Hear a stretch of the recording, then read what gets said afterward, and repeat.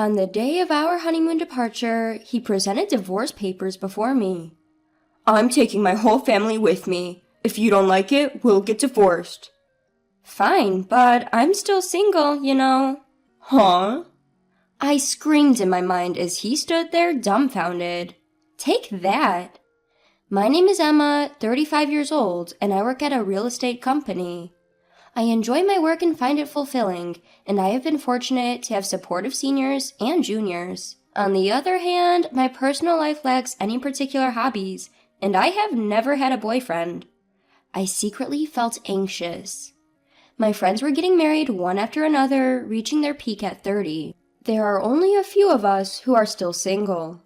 My juniors also left the company one after another, and each time it felt like a stab in the chest. That's when I met Brian through a friend's introduction. He was 2 years younger and had a smile that tickled my maternal instincts. He spoke few words and always listened to my opinion when making decisions. He always prioritized my thoughts. Never having any experience with men before, I quickly fell for Brian's personality. Our relationship developed smoothly. When I mentioned marriage, he responded, "Then let's get married." When it comes to marriage, a dozen of decisions must be made. Wedding ceremony, honeymoon, and a new home to live in together. It's a once-in-a-lifetime major event, so I wanted to make decisions together. But no matter what we decided, he would always listen to my opinion.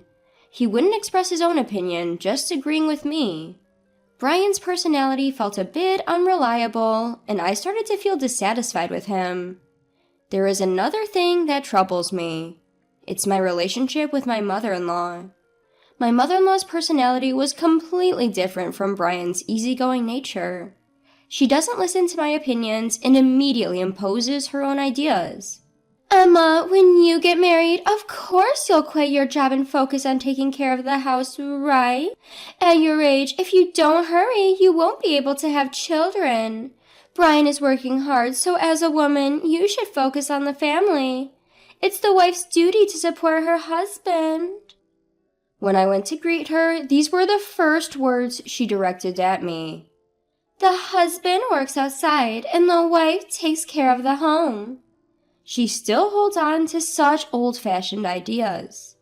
The truth is, I earn more money than Brian.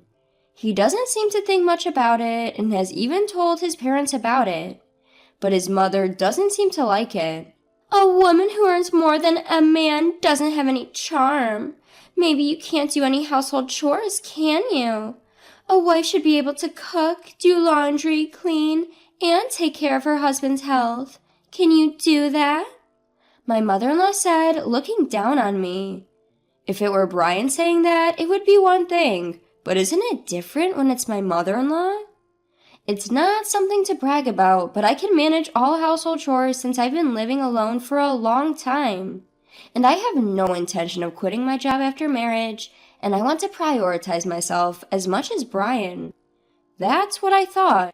But Brian didn't help me even when my mother-in-law criticized me. Instead of refuting my mother-in-law, he nodded along with her statements. Because of that, I felt a bit uneasy about Brian. Can I really rely on someone like this for the rest of my life? Well, Brian is younger than me after all. Maybe he'll become more reliable in the future. If this marriage falls through, I might never get married in my life. Anxiety and desires clashed in my mind, swirling around in endless conflict. However, time doesn't wait, even if I'm troubled. There are so many things I need to decide for the wedding, the destination for the honeymoon, applying for time off from work, and so on. The to-do list keeps piling up. With a sense of unease, I spent busy days preparing for both work and marriage. One day, I consulted Brian. I think, considering our work, we can only take a long vacation at this time, so is it okay to have the honeymoon during this period? Yeah, I think it's fine. Both Brian and I have similar quiet periods at work. If we want to take a long vacation, this is the only timing we have. The problem is the wedding. The venue I've always dreamed of is so popular that it's booked for over a year in advance. In that case, what about going on the honeymoon before the wedding? I looked it up and it seems some people do that. If we have the wedding first, it will be another 2 years before we can go on the trip. If you are okay with that, Emma, then I'm fine with it too. I thought Brian wouldn't object, but to agree so readily. At this rate, it seems like all my opinions will be accepted for the honeymoon destination, the menu for the wedding, and the decoration of the venue. I do have a desire for Brian to express his own opinions a little, but it's better than being opposed. So, whenever I found a moment, I continued to progress with the preparations for the honeymoon and the wedding. In the end, we decided to go to Europe for the honeymoon. I debated until the last minute between Hawaii and Europe, but Hawaii is close by, and I'm sure there will be another opportunity to go there. So, I chose to take a trip around Italy and France, experiencing the picturesque streets and delicious cuisine. I also wanted to explore the stylish accessories and maybe buy some commemorative tableware since it's the start of a new life. After considering various schedules and destinations, I completed the application about a month before the tour. By that time, I was completely excited. After all, it's my first overseas trip. It's impossible not to feel thrilled.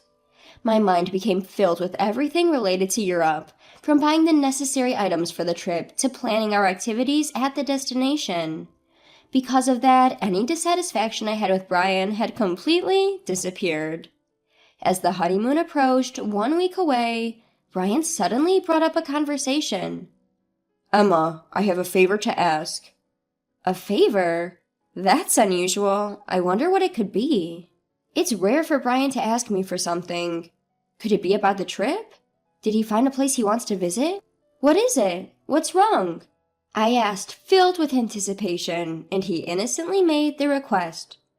I want to go to Champs-Élysées when we're in Paris. Mom really wants to go there. What? My mother-in-law? Wait a minute, what do you mean? I couldn't catch up with this sudden situation, but Brian replied as if it were obvious. Huh? Since everyone is going, we'll all be together even during the trip, right? What do you mean by everyone? It's a honeymoon, so it's obvious that it's just me and you, the two of us going. But my mom thinks it's normal for the whole family to go. First of all, I only made reservations for 2 people, you and me, Brian. The tour deadline was 7 days ago, so today is the last day to register. Regardless of whether we go together or not, I only booked for 2 people, so there's no way we can go. If you ask the travel agency, they can figure something out. As I was dumbfounded by his statement, the intercom in the house rang. On the intercom screen, I saw the figure of my in-laws.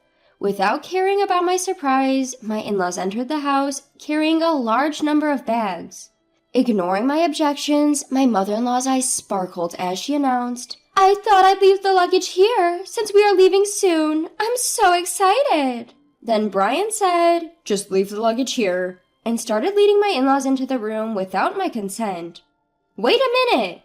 I tried to stop him in a hurry, but my mother-in-law stared at me sharply. Oh, what is it, Emma? I hope you're not suddenly saying, I don't want to go together now. I didn't agree to go together in the first place. I immediately retorted, but my mother-in-law paid no attention, saying, You heard it just now, didn't you? But Brian always thought we would go together with you, right? In response to my mother-in-law's flattering question, Brian replied with a simple, Yeah.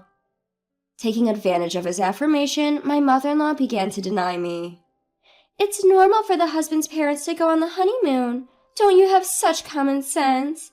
I hope you won't have any unpleasant experiences during the trip being with you. Since it's a special honeymoon, we want to make good memories, right? I'll make sure to drill common sense into you during this week before we go on the trip. It's supposed to be a special honeymoon? Drilling common sense into me? It felt like everything was being ruined. I clearly felt my blood boiling. Mother-in-law, this is a honeymoon, you know? Normally, it's supposed to be just the husband and wife going, right? I desperately held my ground. If I continued to listen to my mother-in-law's side, it would affect the future. I wanted to avoid that at all costs. However, my mother-in-law stubbornly refused to compromise. Not only that, she started to deny me. The husband's parents are supposed to go on the honeymoon together. It's just common sense. I can't believe you dislike being with us. I thought we would become a family, but our common sense is different. You don't like me and nothing seems to match. How sad." As if she had been hurt herself, my mother-in-law lowered her eyebrows in an artificial manner. The end of her words, "how sad," contained an underlying smirk. I was convinced that she was deliberately trying to trap me. That's how certain I was. Even Brian, without questioning, began to blame me based on my mother-in-law's words. "Emma, what the hell? They're my parents. It's okay to go on a honeymoon together, isn't it?" "It's impossible. We've already made the reservations for 2 people. Besides, I've never heard of families accompanying a honeymoon trip," I declared, and Brian shouted angrily, as if picking a fight. "I never thought you hated my parents so much, Emma. That's it. Just leave for today." He looked at me as if he couldn't believe what he was seeing. As Brian spoke, a wicked smile formed on my mother-in-law's face. Why does he always take his mother's side without listening to his spouse's opinion? Especially at a time like this, I wanted him to support my views. Before I could even react to his words, I found myself pushed out to the entrance. Just before the door closed, I caught a glimpse of my mother-in-law's smug expression. I was left outside, unable to do anything but stand there. Why am I being treated like the bad guy? Why does everything have to be ruined, including this precious trip? Frustration and sadness overwhelmed me, and tears began to flow. A few hours later, I received a message from Brian. "I want you to see if it's still possible for them to join the tour. If not, we'll cancel this trip and apply for a tour where all 4 of us can go. Please think rationally. If you reconsider, we can figure it out properly." I don't think I'm in the wrong, so I have no reason to apologize or respond. Brian must be angry too, because there was no contact after that message. Time passed, and the day of our honeymoon departure finally arrived. I couldn't imagine enjoying it in this state, but we had been preparing for this honeymoon for a month. I couldn't refuse. As I prepared to leave the house with a heavy heart, the intercom rang. Brian had come to pick me up. We hadn't seen each other since that incident, so I didn't know what kind of face to put on. The fact that he came to pick me up meant that he still intended to go on the trip. But he didn't have a single suitcase with him. Instead, he handed me a divorce paper. "After hurting my parents, you still intended to go on this trip, didn't you? I'm taking my entire family on this honeymoon. If you don't like it, let's get a divorce. My mom said it would be better that way." Saying that, he thrust the divorce paper in front of me. In that moment, I finally realized what kind of person he was. I thought he would listen to my opinions and prioritize me, that he was kind, but that wasn't the case. This man is just someone without his own opinions, and he prioritizes his family over me. That's Brian. As I came to that realization, I felt my feelings for him cooling down. Even if I were to marry him, I couldn't see myself overcoming the many challenges that awaited us in the future. And becoming a family with that mother-in-law, it was an impossible scenario. Determined, I pointed at the divorce paper in front of me and said, "Sure, but I'm still single, you know." "Huh?" Brian exclaimed, clearly surprised by my words. "Single? What do you mean?" Weren't you listening? We talked about going on the honeymoon, but delaying the registration until the day of the ceremony. I made sure to get your permission, Brian, you know. You didn't forget, did you? The marriage certificate is still in the drawer, and you even said, "If you are fine with it, Emma, then I'm fine too." That's right. Divorce or not, we're not even married yet. There's no problem with going on the honeymoon with my maiden name. Perhaps you remembered my words as Brian's expression suddenly changed. But immediately, he turned red and raised his voice in frustration. "Are you out of your mind? To give up on marriage just because of a honeymoon? Get a grip." I responded, matching Brian's intensity with my own strong voice. This is the result of me being rational. I've been so desperate to get married that I couldn't see reality clearly. I don't think I can be happy marrying someone who doesn't listen to the opinions of their future spouse and doesn't support them. I'd rather stay single for life. Thanks for making me think that way. Haste makes waste. I keenly felt that this saying was true. Hey, Emma, let's calm down and start over from scratch, okay? He looked like he was about to cry. His pleading voice trembled. But I won't be fooled anymore. I will break free from this guy. Without realizing it, I found myself shouting loudly at Brian. If you're so desperate for a family trip, why don't you go with your family of 3? But in return, you'll have to plan everything, from the tour reservations to the itinerary, all by yourself. After always relying on others, it's about time you experience the difficulty yourself. If you think you can handle it, go ahead, you indecisive man. I pulled out the marriage certificate from the drawer and tore it to shreds in front of Brian. In response to the sudden turn of events, his mouth was left hanging open. Overwhelmed by my determination, Brian was completely taken aback. Well, do you understand how serious I am now? I refuse to have a future that's pitch black. It's over between you and me. Why don't you hurry back to your beloved mommy and cry to her, you mama's boy? Leaving a dumbfounded Brian behind, I slammed the front door shut. Given his state, he might actually go cry to his mother. I could easily imagine him doing that. Afterward, I contacted the tour company to cancel our reservations. Since it was a same-day cancellation, we were charged 100% of the cancellation fee.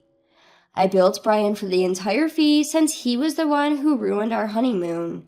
It was the natural outcome. Later, Brian blamed me for the failed marriage and spread rumors about it to those around us. However, it seemed that no one sympathized with him among our relatives and coworkers. Instead, he started to be seen as an unconventional mama's boy due to his past actions and was disliked by many. When I told my parents about the divorce, they were initially surprised, but quickly accepted it. Marriage isn't the only source of happiness. As long as you're happy, Emma, that's what matters. I couldn't be more grateful for my mother's words. As a side note, since then, my hobby has become traveling. I felt it would be a waste to let long vacations go to waste, so I embarked on my first solo trip. Going overseas was a bit difficult, but I enjoyed a relaxing time in historic cities I had always wanted to visit. Wow, being alone is actually quite enjoyable. Thanks to that historical adventure trip, I've started to fully enjoy solo traveling whenever I have time off. On my next break, I'm planning to embark on my next overseas trip. I've begun a life where I won't let myself be controlled by marriage alone.